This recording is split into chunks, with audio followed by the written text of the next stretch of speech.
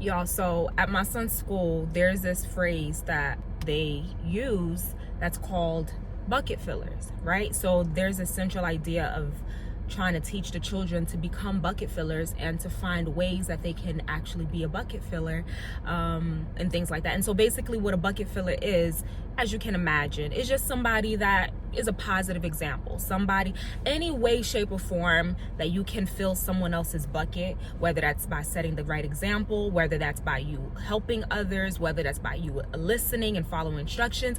You're a bucket filler because you're actually adding value to something. You're filling something up. Okay, now we got that out the way.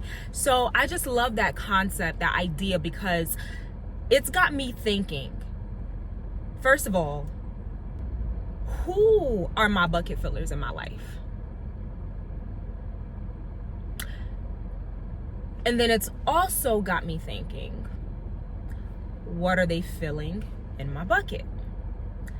Because my bucket could be full, but it could be full with a whole bunch of junk. It could be full with a whole bunch of nonsense. It could be filled with dirty water, you know? And then the last thing that it's got me thinking about is, am I a bucket filler? And what am I filling in other people's buckets? So those are the three main things that I want to touch on today. I love that concept and that idea, because the first time that he came to me with that, sometime along the first week that he went to school, he came home to me and he was just like, yeah, mommy, I got this sticker because I was being a bucket filler, or he had something. And I'm just like, oh, okay, cool. Well, what's that? And he explained it to me, and he explained to me what he did. And so what he did to get the title bucket filler was, you know, like the first week of school, he took a book from home and he just took it to school. He told me, mommy, I want to take this book to read to my new friends, you know? And at first I was just like, you know, like, boy, like, get out of here. Like, cause you know, from the other school that he came from, his preschool, they didn't really want outside things coming inside of the school, whether that be toys or, you know, accessories, food, whatever, you know? And so I'm still going in that same frame of mind. We're now in this new school where I guess that's acceptable. But me, I was just like thinking that, you know, like the teacher she got her whole curriculum. Ain't gonna be no time for you to be reading a book to your friends. But I was wrong.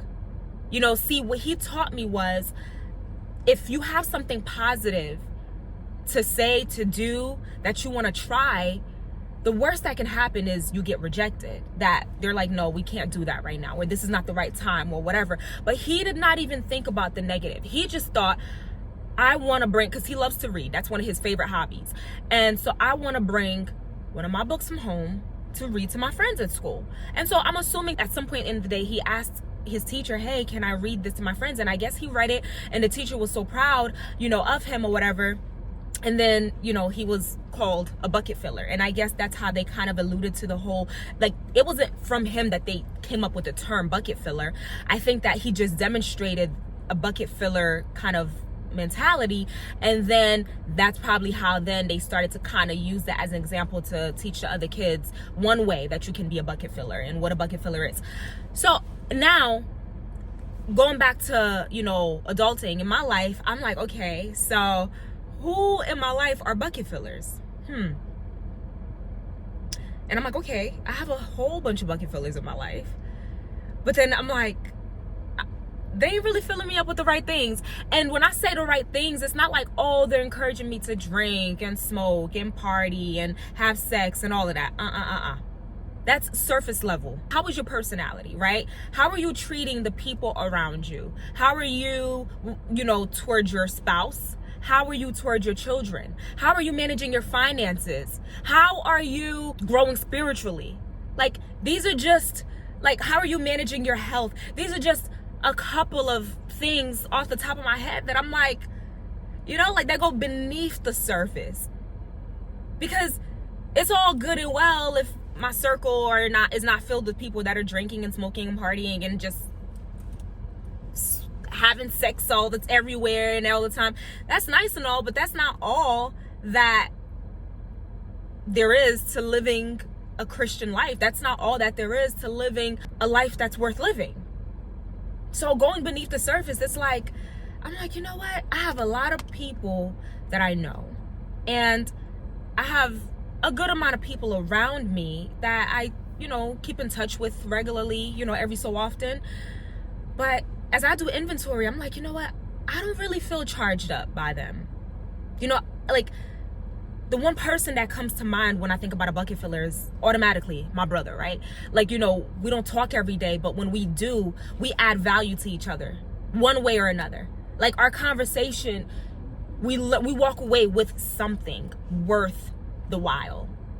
But who else? Like, I actually look forward to our conversations and stuff, but it's like, when I'm thinking about the other people in my life, like, who else in my life, it's like, if we're not on the phone complaining or just like victimizing ourselves, we're always the victim, life is always being done to us, life is not fair, and da da da da da, and and it's just like, okay, just going on through life, another day in the life, and miserable in my relationship, miserable in my home life, miserable at my job, not trying to do anything to advance myself, just living paycheck to paycheck, barely making ends meet, yet I'm spending left and right, crazy frivolous spending. It's just like, I'm like, okay, if this is the tempo of the conversation of the people around me, my bucket's getting filled, but it's getting filled with a lot of junk, a lot of stuff that I really don't need. And it's not that these people are bad, and it's not like, oh, I'm the standard. Absolutely not. But if I'm trying to improve in my finances, if I'm trying to improve in my spiritual health, my physical health, I'm trying to, find ways to grow, I don't want the people around me to not only be bringing me down, but just like wasting my time. Like, I feel like it's a waste of time for you to be like in my circle, for you to be in my ear all the time. And I can't look up to you. Like, we might have moments, we might have glimpses where, oh, that was good, or I like that, the way that you handled that. Oh, she made a good point, he made a good point, or that was, like, that was cool, the way you handled that. But that's like a once in a while, once in a blue moon type of thing. That's not a regular, you know what I mean? And again, I'm not looking for perfection, because none of us are perfect. I've just noticed that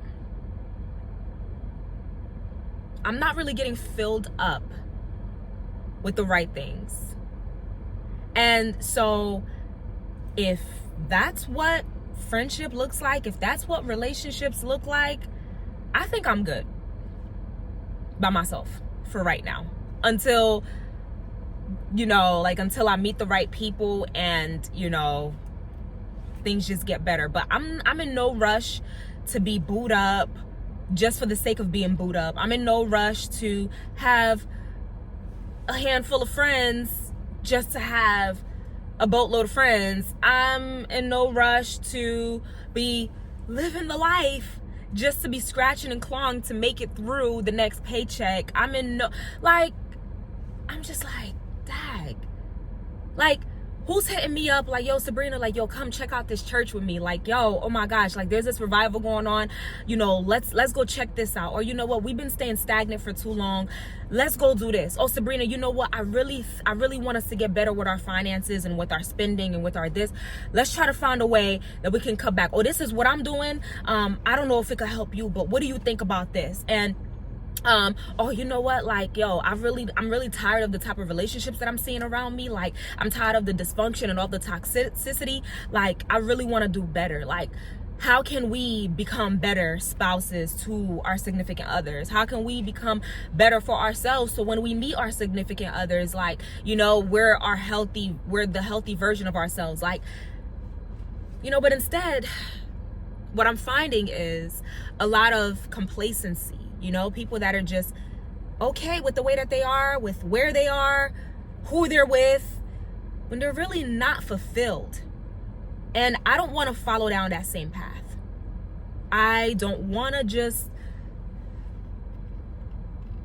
live that kind of life. And if I'm not the one that's coming up with an idea of, oh, let's try to do this, let's try to do that, or let's go visit here, to this church, or let's put this together. Oh, trying to give tips and ideas about, like, okay, spending and money management, or like you could have handled that situation better, or like, I don't think that they were 100% wrong, like, you were wrong in this situation. If I can check you, why can't you correct me? Why can't you help me as well? Like, just a thought. So in conclusion, I just really love that they're teaching our children, at least like at my kids' school, and I'm sure that there are plenty of other schools that are doing a lot of wonderful things as well. I just love that my kid is at a school where they're instilling positivity, they're instilling progression, they're instilling these kind of principles and values that I truly admire in our children, in my child, because it really just amplifies who he already is, who God has already blessed him to be, because honestly, he's a blessing, like, he's one of a kind. And I'm just so happy that they're not just all about all the books and this and that, blah, blah, blah, blah, blah, blah. Like, they're actually trying to teach these kids at young, tender ages, like, what it means to be a good person, what it means to work together, to collaborate, to be of excellence, to, help lift each other up, and all of that. So just wanted to share that and help put that into perspective, how, my child taught me something that he learned from school, and I was able to apply it in my own life. And I just thought that was really cool, because as parents and as adults, we're usually doing all the teaching, but it's nice when the roles can be reversed, when your children or the generation that come after you can actually teach you. So he's a bucket filler even in my life, not just towards his peers, not just in school, but he was able to transcend whatever he learned in school and bring it back home and help impact me. So yeah, just wanted to share that, and I'm super, super grateful. I hope this helped you guys, and I hope that you are able to evaluate your life and see, who are my bucket fillers, what are they filling my bucket with, and am I a bucket filler, and what am I filling their buckets with?